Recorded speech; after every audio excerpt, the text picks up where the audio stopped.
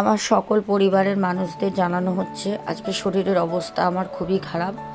বুঝতে পারলাম না, হঠাৎ করে শ্বাস প্রবলেম হচ্ছে।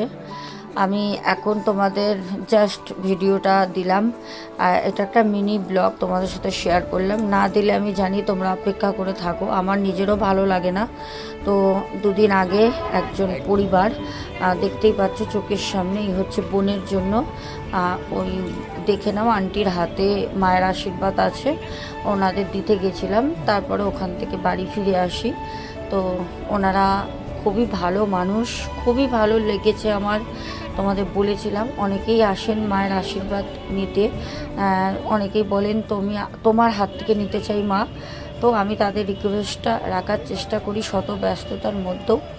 যাই হোক, আমাদের গল্প হচ্ছিল সবার সাথে, এখন আমি রাখছি। সবাই দেখো, আগামীকাল অবশ্যই ঘটনা আসবে, চিন্তা করো না। মায়ের প্রচুর কাজ আছে, প্রত্যেকটা মানুষের কাজ সময় মতো পৌঁছে যাবে বাড়িতে, কেউ চিন্তা করবে না। আমার যতই শরীর খারাপ হোক, একটু শ্বাস প্রবলেম হয় কারণ প্রচণ্ড চিন্তা করি, তার কারণে সেরকম কিছু হবে না। হয়তো কালকে সকালে আমি ঠিক হয়ে যাবো। জয় পরমায় জয়, শুভরাত্রি। রাখছি, সবাই খুব ভালো থেকো। হ্যাঁ, আমার জন্য তোমরা অবশ্যই প্রার্থনা করবে যেন শ্বাস প্রবলেমটা আমার ঠিক হয়ে যায়। টাটা।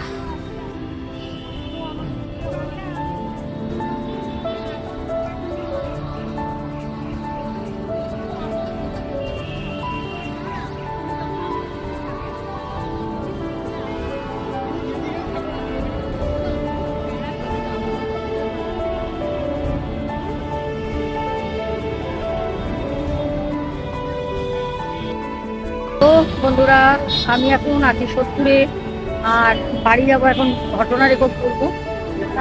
একজন এসছিলেন, দেখতেই পারলে, মায়ের আশীর্বাদ নিত। চলো এবার আমরাও বাড়ি যাব। একটু জল নিলাম, জলটা একটু খাই, খেয়ে তারপর চলে যাব। তো আজকে আমি আমার গাড়ি নিয়ে আসিনি,